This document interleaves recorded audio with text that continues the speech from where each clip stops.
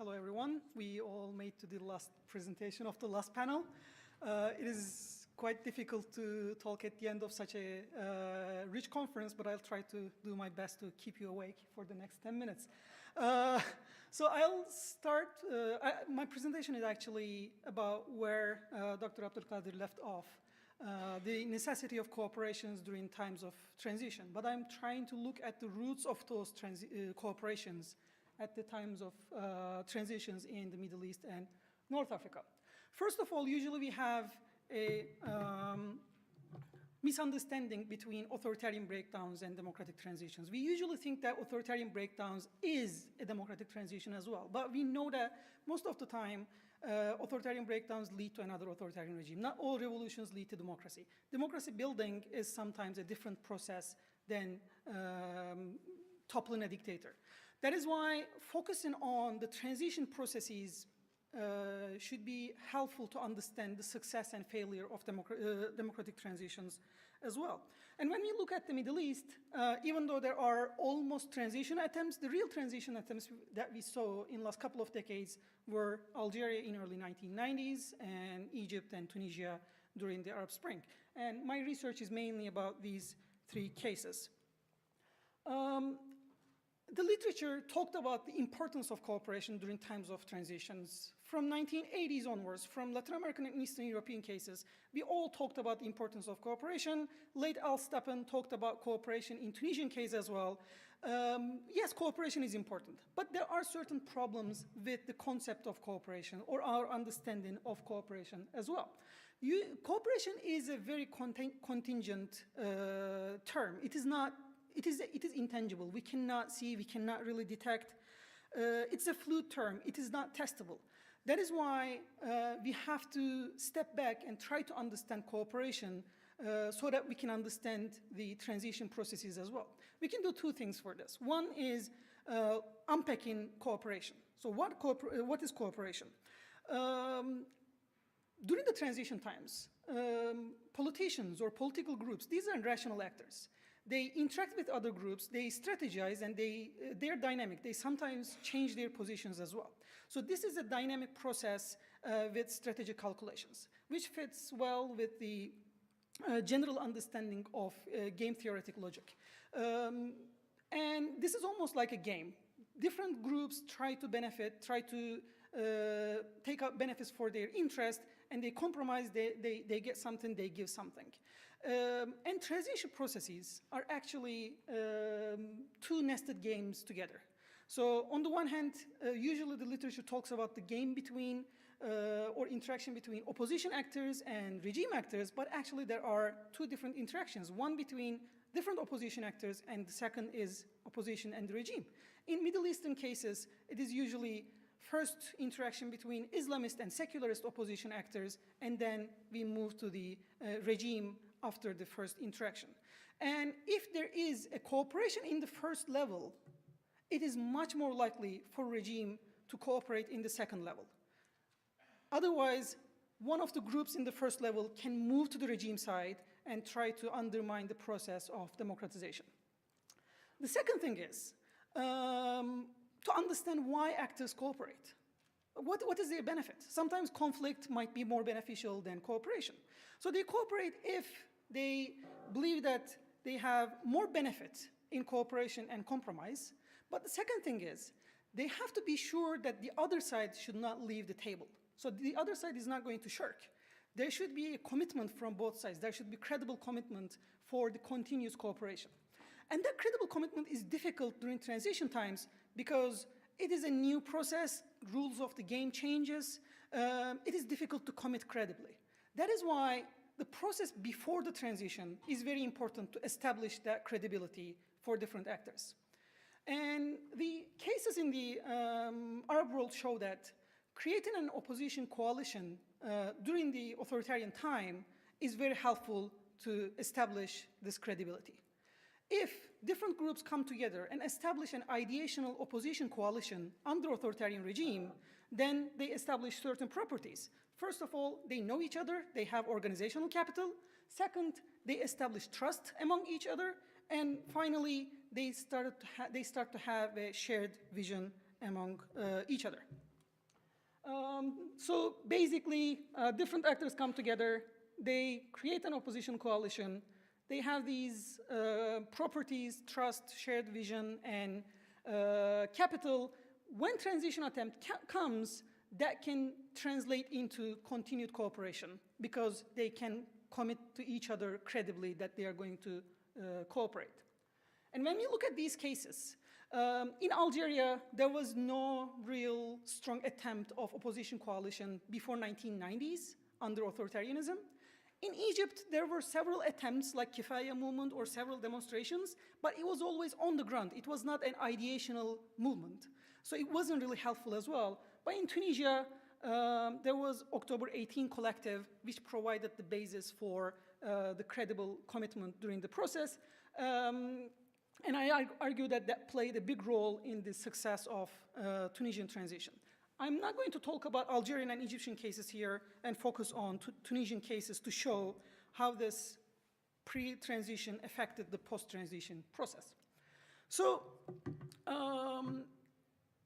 in Tunisian context, the process started in late 90s, but mainly in early 2000s. In 2003, political actors from different parties and different groups came together in France, in Aix-en-Provence, and they had a 3-day conference. In this conference, you could see so many political figures that later played a very big role in Tunisian transition. In this photo, there is one president, one leader of the parliament, and I should count about, I guess, 5 or 6 ministers of the transition process. And that conference was the first big event that these groups came together. There were several attempts as well, but this was the first one. And in those 2-3 days, they defined 12 points that they should agree upon. So that kind of started a channel for dialogue between different actors.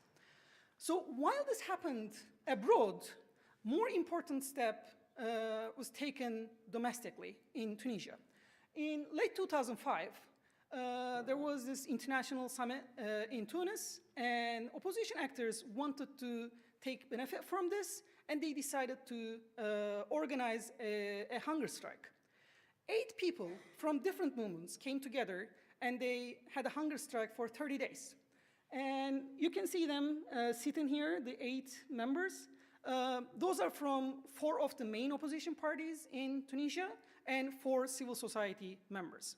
And this brought together Islamists, leftists, socialists, liberals, nationalists, and that was a big splash. After this 30-day hunger strike, the opposition actors discussed how to benefit from this attempt, this thing. So they decided to establish a collective, which is named October 18 Collective. For the next 4 years, these 8 members plus 5-10 other members from different parties came together regularly, sometimes every month, sometimes every 3 months, because there were regime trying to prevent as well. But they came together regularly and discussed how to build a democratic Tunisia together.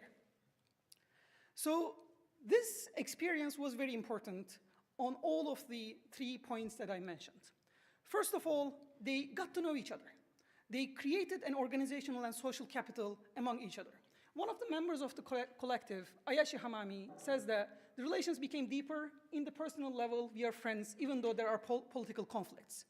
It is correct that even though they are not friends, they all have each other's phone numbers. There are channels of communication. So that creates the first step. The former president, Mousef Marzouki, says that for these activities, they actually established a certain trust among actors. So that was the second point. And the third point was the shared vision. After 4 years of meetings, right, a couple of months before the revolution, they published this book, Tariqna ila Demokratiya, Our Path to Democracy. And the subtitle is even more interesting. So it is something like summary of the national dialogue between Islamists, liberals, nationalists, and socialists. It is very telling. A common vision for the establishment of a democratic Tunisia. So they basically agreed upon certain points on pluralism, religion and state, and women's rights. Main points of contention between Islamist and non-Islamist. And they kind of resolved main problems in that process. And it wasn't easy, but they compromised to some extent. So how this process affected the transition later on? There are three main points during the transition. The first one I think is more important, is the establishment of the Troika government after the first elections. It was possible for Ennahda, after winning the elections, to find a minor partner and establish a government. Or it was possible for secularist parties to say, we are not going to work with Ennahda. But eventually, they established this Troika government with one Islamist and two non-Islamist parties. And when I talk with the leaders of these parties, even though today they disagree on so many things, they agreed on the importance of their past in the establishment of Troika government. Rashid Ghannouchi said, we did not have to look for common ideational grounds with the two secular parties because we had already overcome the conflicts and found the common grounds for democracy. When we look at Mustafa bin Jafar, the leader of At-Takattul, he said, we didn't have to force ourselves to work with Islamists because it was a natural outcome after working with them together for years. And Moussef Marzouki, the leader of CPR, former president, said, Aix-en-Provence conference in 2003 was the beginning of the Troika government. So they all pointed out the past that they had under Ben Ali regime that they tried to build at that time. The second point was the completion of constitution. Osama Zaghair mentioned how difficult it was to write the constitution. They were supposed to do it in 1 year, but it was a very difficult process with ups and downs. But the former experience still helped a lot with the completion of the constitution, despite all those problems. Even though civil society entered the game towards the end of the process, the main resolution happened between these parties that met in the past as well. The Dardiafa dialogue was very important, which brought together three parties of Troika government and PDP or El Jumhuri, which was part of the October 18 collective and some other parties. And the actors say that 90–95% of the constitution were resolved in that dialogue process.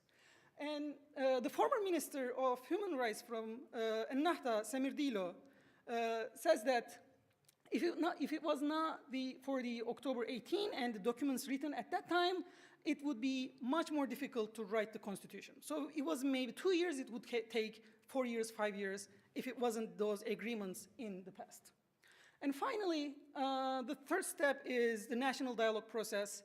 This is the second level of the game. After the opposition actors agreed upon certain principles, with the participation of the old regime actors, the softliner actors from the old regime accepting the new game, national dialogue process resolved the issues as well.